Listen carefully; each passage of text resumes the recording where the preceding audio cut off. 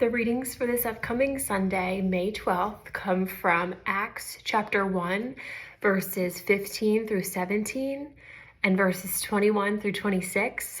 The second reading comes from 1 John chapter 5, verses 9 through 13, and the Gospel comes from John chapter 17, verses 6 through 19.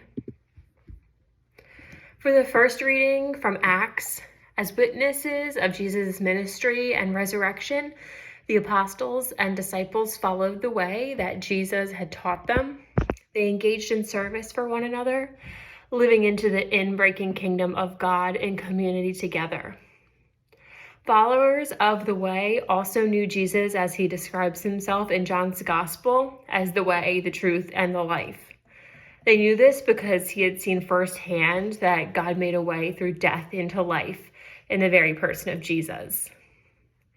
In the first days after resurrection, the apostles and all of those who had been following Jesus devoted themselves to learning about the kingdom of God from the resurrected Christ. However, after Christ ascended into heaven, the church had to figure out how to live into Christ's new kingdom until his return. So the second reading from 1 John, so here John assumes people will receive the testimony of men, so they ought to be willing to accept statements from God. So John observes that the testament of God is greater.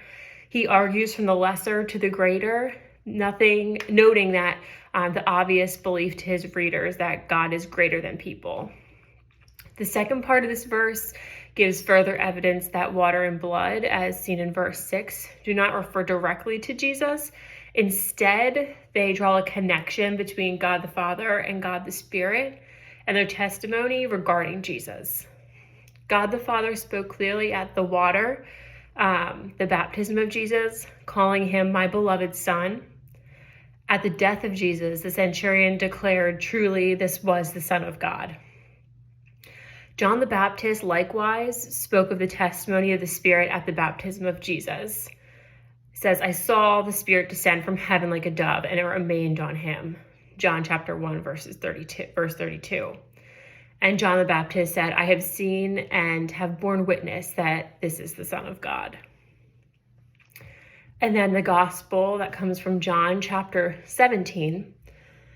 So traditionally, regarded as part of being Jesus's farewell discourse, this passage is where Jesus shares his prayer life with his disciples, and we get to hear what he really thinks of us. So he is preparing them for what comes next and their mission that follows, as this is the seminal crossroad moment in his life and in his ministry on earth.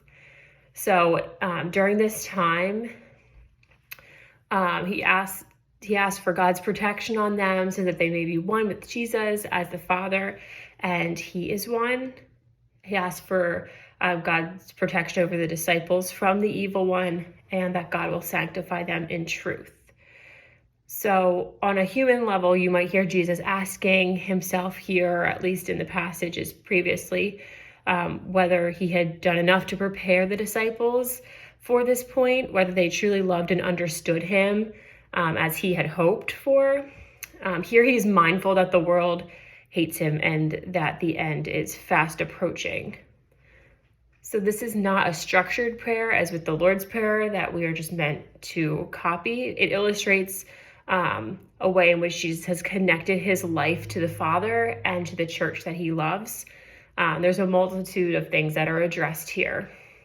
So in this prayer, he shows us what he really thinks of us. He had repeatedly berated the disciples for their lack of faith or understanding, but yet here he affirms them as faithful and holding true to the word. This is found to be very reassuring because we mess up all the time, but this gives us the opportunity of the smallest hint of faith and godly action in our own lives. And Jesus is also speaking here in what is called by many people as the prophetic perfect about things that have not yet come to pass. And he assures us here that he will not abandon us, but he will be with us until the end of the world. Jesus is praying here for our sanctification, and that we keep this through the name of God, protected by the Father.